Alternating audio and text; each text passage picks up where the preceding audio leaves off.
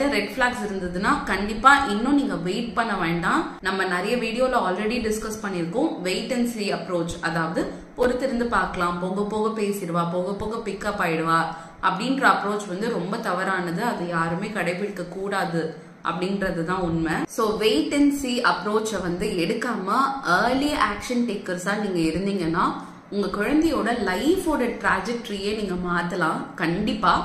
So early identification, early intervention and early ஸ்டேஜஸ்லயே parental involvement, அதாவது பெற்றோர்களாகிய நீங்க நல்ல எக்விப்டா இருந்து நிறைய விஷயங்கள் என்விரான்மெண்ட்ல மாத்தும் போது குழந்தையோட டெவலப்மெண்ட்ல டிராஸ்டிக்கான இம்ப்ரூவ்மெண்ட் இருக்குன்னு ப்ரூவ் பண்றதுக்கு நிறைய ரிசர்ச் இருக்கு.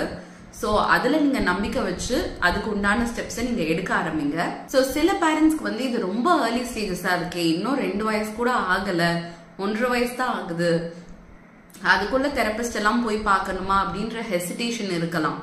சோ அவங்களுக்காகவே நாங்க மழலை பேச்சு அப்படின்ற ஒரு செஷன் டிசைன் பண்ணியிருக்கோம்.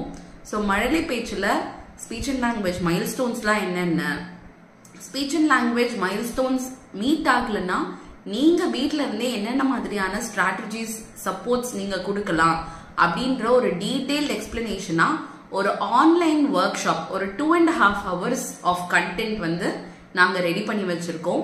ஸோ இன்கேஸ் நீங்க ஸ்பீச் தெரபிஸ்ட பார்த்து எவாலுவேஷன் எடுக்கிறதுக்கெல்லாம் கொஞ்சம் ஹெசிடேஷனா இருந்ததுன்னா அட்லீஸ்ட் இந்த ஒர்க் ஷாப் அட்டென்ட் பண்ணி அதுல சொல்லிருக்கிற விஷயத்த நீங்க இம்ப்ளிமெண்ட் பண்ணிட்டே வாங்கன்னு நான் ரெக்கமெண்ட் பண்ணுவேன்.